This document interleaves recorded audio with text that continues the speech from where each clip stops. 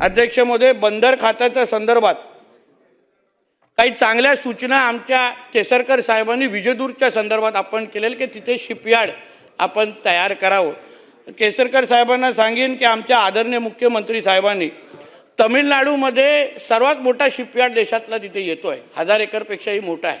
त्याच धर्तीवर आपल्या महाराष्ट्रामध्ये पण अशाच पद्धतीचा शिपयार्ड तयार करण्याच्या दृष्टिकोनातून आम्ही लँड ॲक्विजिशन आम्ही सुरू केलेली आहे। आदरणीय मुख्यमंत्री साहेबांची इच्छा आहे की आमच्या महाराष्ट्रामध्ये तमिळनाडूपेक्षाही मोठा शिपयार्ड यावा। त्यासाठी कोकणातचे 3 स्पॉट आम्ही आयडेंटिफाय केलेले आहेत।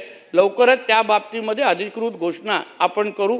विजयदुर्ग संदर्भात जी काय 3000 एकरची जी काय जमीन त्या बंदर खात्याच्या म्हणजे बंदर बांधण्यासाठी घेतली होती, अध्यक्ष महोदय, ती आमचे वडील जेव्हा बंदर मंत्री होते या तेव्हापासून ते काम सुरू आहे। पण आता केसरकर साहेब त्या बाबतीमध्ये आपण अतिशय सकारात्मक पाऊल टाकतोय। 2 मोठ्या कंपन्या म्हणजे एक तो हुंडईचा प्रस्ताव आलेला आहे, दुसरा ॲक्युरेट नावाची कंपनीचा प्रस्ताव आलेला आहे।